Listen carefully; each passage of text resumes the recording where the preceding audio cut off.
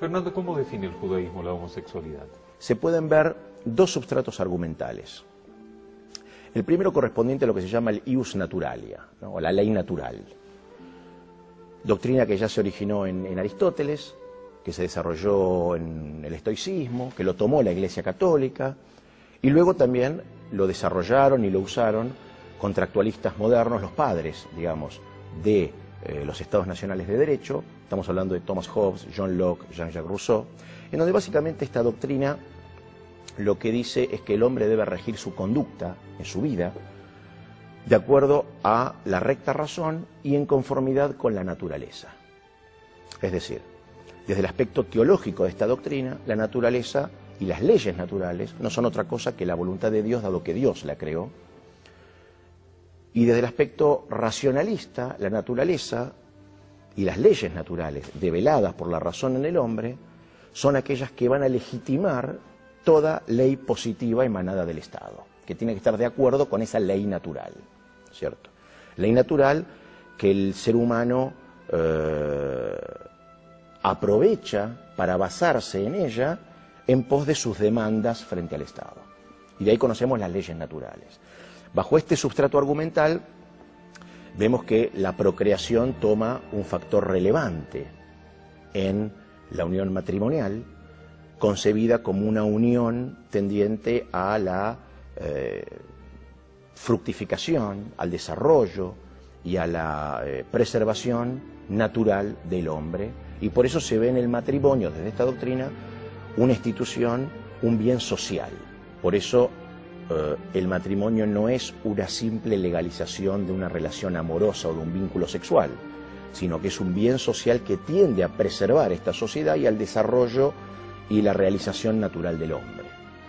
El otro sustrato argumental que vimos en las diferentes expresiones y opiniones se basa en la doctrina que se llama constructivista. Esta doctrina tiene como origen pensamientos presocráticos, básicamente de Protágoras y muy neoliberales modernos, pero que básicamente en esta doctrina promulga al mundo como el lugar de las convenciones humanas, y estas convenciones dadas con el criterio por el cual el hombre es la medida de todas las cosas.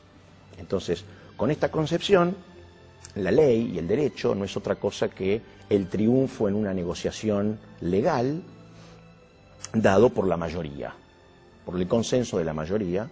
Y en esta doctrina vemos que la sexualidad no es otra cosa que formas sociales variables de desarrollar o de desempeñar roles sexuales, sin que la sexualidad sea algo biológicamente inscripto en el ser humano. Y por ende, según esta doctrina, la institución del matrimonio puede ser aplicable en función de lo que decrete la mayoría a personas de distinto género, etc., sin ningún tipo de finalidad o funcionalidad en el desarrollo del tejido social. El judaísmo abarca estas dos doctrinas y las trasciende mediante una tercera. Porque en el judaísmo el mundo, la naturaleza, no es ni el lugar para las convenciones humanas, ni tampoco aquella ley que regule la conducta del ser humano, sino que el mundo, la naturaleza, en el judaísmo es aquel lugar donde el hombre está preceptuado a conducirse de acuerdo a los mandatos divinos. Mandatos que de hecho, en su gran generalidad, restringen la naturaleza del ser humano, sus impulsos, sus pulsiones.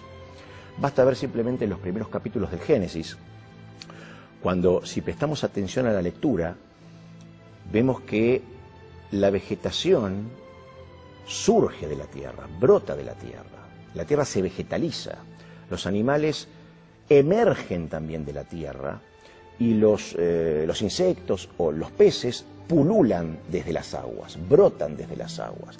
Sin embargo, el ser humano no está concebido en el Génesis como una extensión de la naturaleza, como un brotar de la naturaleza, sino que, por supuesto, teniendo una parte térrea, afar mira adama, polvo de la tierra, también tiene el hálito de vida divino, el Nishmat Haim. Pero Nishmat Haim, que es entendido bajo la tradición exegética judía y por sobre todo por Rashi, como como él dice, deha vedibur, conciencia y habla. Habla en el sentido de razón, ¿no es cierto?, de capacidad racional, dado que nosotros pensamos con palabras, y conciencia en el sentido de comprensión.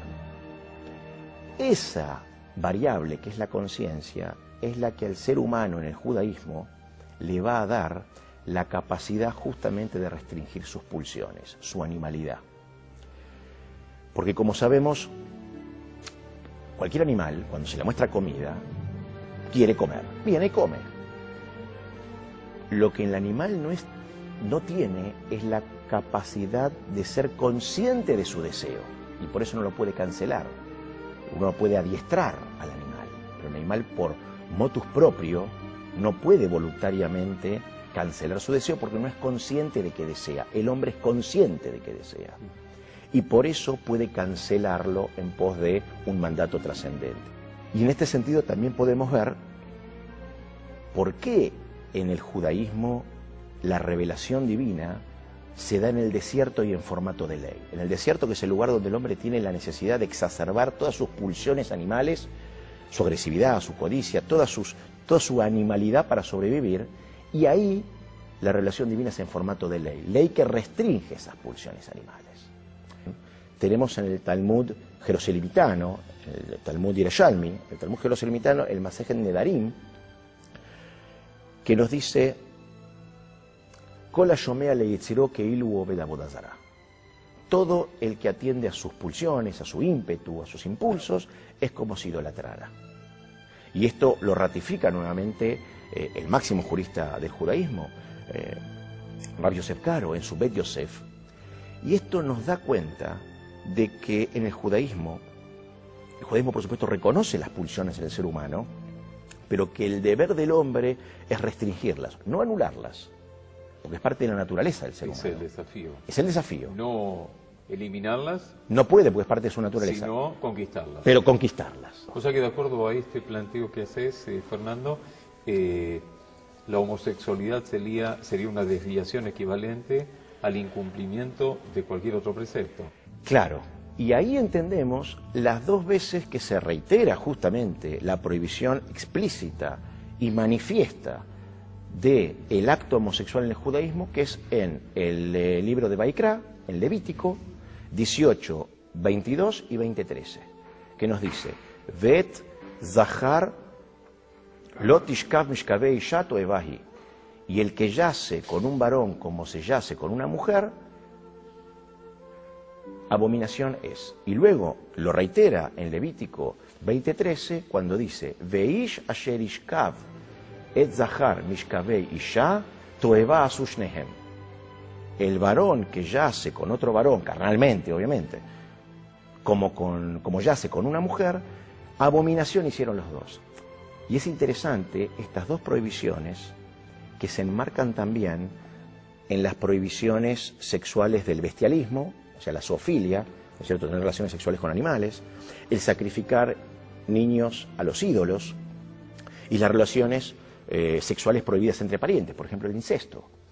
Interesante es que estas tres prohibiciones se siguen viendo en las sociedades actuales como contrarias a todo valor social.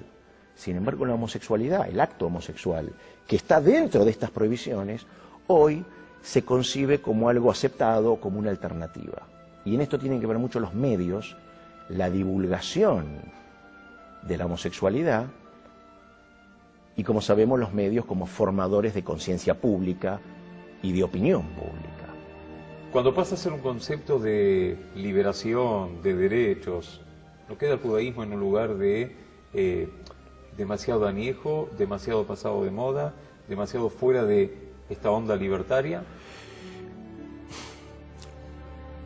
El concepto de libertad en el judaísmo tiene que ver no solamente con libertad de lo externo, sino también con libertad de lo interno, ¿no es cierto? Y de las pulsiones que nos esclavizan a nosotros. Y esto no es trivial porque con estas leyes de restricción de las pulsiones, con estas leyes de prohibición de la homosexualidad y con estas leyes por las cuales el matrimonio en el judaísmo se canaliza exclusivamente de forma heterosexual, la Torá, como base del pensamiento occidental, produce una revolución, de hecho, en el pensamiento y en el hacer sexual del mundo, cuando en la antigüedad la sociedad no estaba dividida sexualmente en géneros, sino en roles. Estaba el activo y el pasivo, el penetrado y el penetrador, cumpliendo funciones de roles sexuales por las cuales se manifestaban distintos sometimientos y voluntades de poder. La Torá viene a revolucionar esta forma de concebir el sexo, ya no como un hacer de algo para alguien, sino como una actividad reglada y ética.